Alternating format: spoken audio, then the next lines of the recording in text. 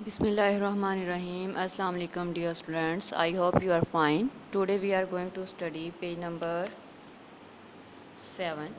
Page number 6 को हमने lecture number 1 में देखा था। पेज नंबर 6 और लेक्चर नंबर 1 में हमने देखा था काउंटिंग हिस्ट्री के बारे में पढ़ा था कि जब कायनात वजूद में आई तो काउंटिंग कैसे जो है वो इंसान ने उसको स्टार्ट किया और फिर वो कैसे स्टेप बाय स्टेप चलता गया। उसके बाद हमने सबसे पहली काउंटिंग डिवाइस के बारे में पढ़ा जो चाइना में ईजाद हुई थी, एबाकस के बारे में। उसके बाद हमने नेपे रॉड के बारे में देखा था। आज हम पेज नंबर 7 पे देख रहे हैं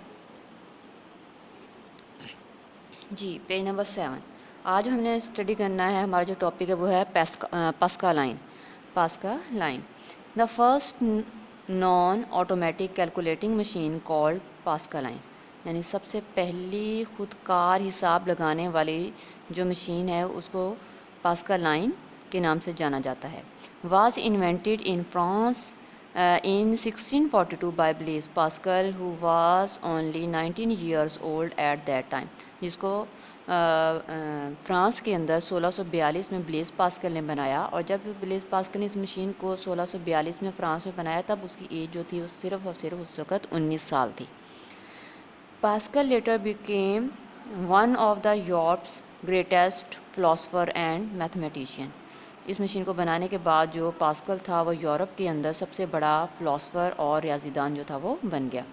pascal line had a number of wheels connected together through some chains and each wheels had 10 teeth for numbers from 0 to 9।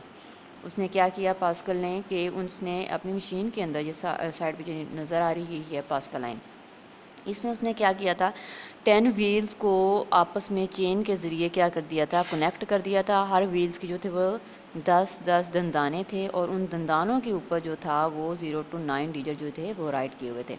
Numbers were fed into the machine by dialing them on the wheels. Pascaline is believe to be the first calculator of the world. ठीक है। और उस number जो थे उस machine के अंदर वो घड़ी साजी यानी पहियों के ऊपर घड़ी साजी के ज़रिए भरे जाते थे। और पास्कल लाइन का यह मानना था कि उसने जो मशीन बनाई है उसका दुनिया का सबसे पहला कैलकुलेटर है।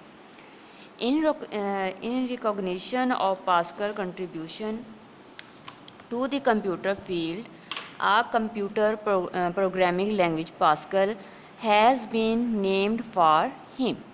कंप्यूटर फील्ड में पास्कल के तावन के एतराफ़ में उनके लिए एक प्रोग्रामिंग लैंग्वेज को पास्कल का नाम दिया गया। It is often use to teach programming to the beginners of computer science studies. और ये जो लैंग्वेज थी ये अक्सर कंप्यूटर साइंस स्टडीज़ के सीखने वाले इब्तदाई अफराद के लिए इस्तेमाल होती थी। यानी जो कंप्यूटर साइंस पढ़ते थे उन स्टूडेंट्स के लिए, जो इब्तदाई तालीम हासिल करते थे कंप्यूटर साइंस की, उन स्टूडेंट के लिए ये उन स्टूडेंटों को प्रोग्रामिंग सिखाने के लिए ये लैंग्वेज जो पास्कल लैंग्वेज थी वो इस्तेमाल की जाती थी। ओके। अब है हमारा नेक्स्ट जो है वो है difference engine. In the early 1800 Charles Babbage an English mathematician designed a machine for calculating mathematical formulas called difference engine।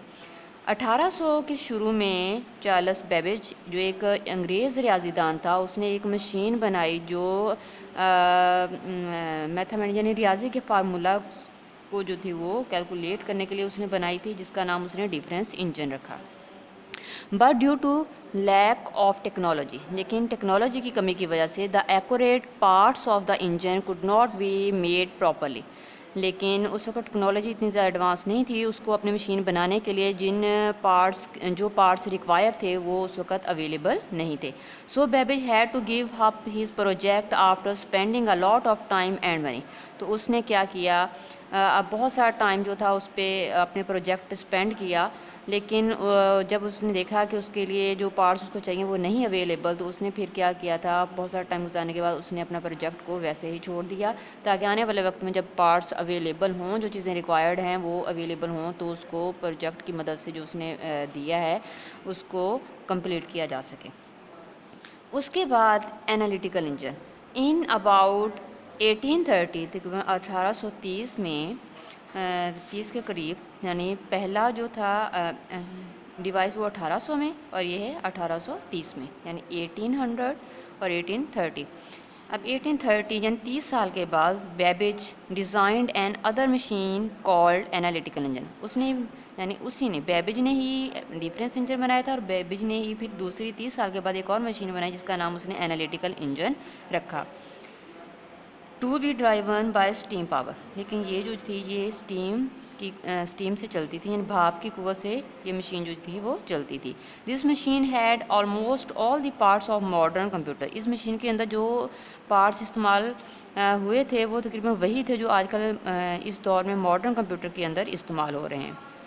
انلکلی بدقسمتی سے Babbage this machine also could not be built completely. لیکن پچھلی مشین کی طرح وہ اس مشین کو بھی complete نہ کر سکا، کیونکہ اس کے اندر بھی وہی پارٹس استعمال ہونے تھے جو اس دور میں موجودہ کمپیوٹر کے اندر استعمال ہو رہے ہیں. ماڈرن ایج میں جو ہمارا کمپیوٹر ہم استعمال کر رہے ہیں اس کے اندر جو پارٹس استعمال ہوئے ہیں وہی اس نے بھی استعمال، لیکن تب وہ پارٹس اویلیبل نہیں تھے.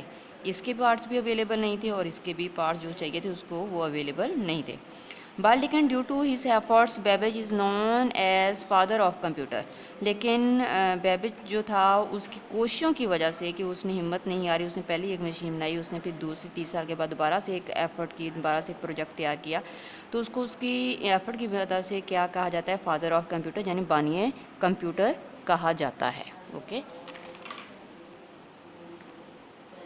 جی، ہماری پیج نمبر 7 کی جو ریڈنگ ہے وہ کیا ہو گئی، کمپلیٹ ہو چکی ہے. اس کے اندر آپ نے جو ہے پاسکلائن اور انالیٹیکل انجن ان دونوں کی جو ہے اچھے سے آپ نے ریڈنگ کرنی ہے، اور اس کے بارے میں جو ہے وہ آپ نے جو مین پوائنٹس ہیں ان کو آپ نے اپنے مائنڈ میں بٹھانا ہے. لیکن جو زبانیں آپ نے لرن کرنا ہے وہ ہے ڈیفرنس انجن. اوکے آج ہمارا لیکچر نمبر 2 کمپلیٹ ہو چکا ہے. نیکسٹ لیکچر میں ہم دیکھیں گے کہ ہم کن کن ٹاپکس کو ڈسکس کرتے ہیں. تب تک کے لیے اللہ حافظ.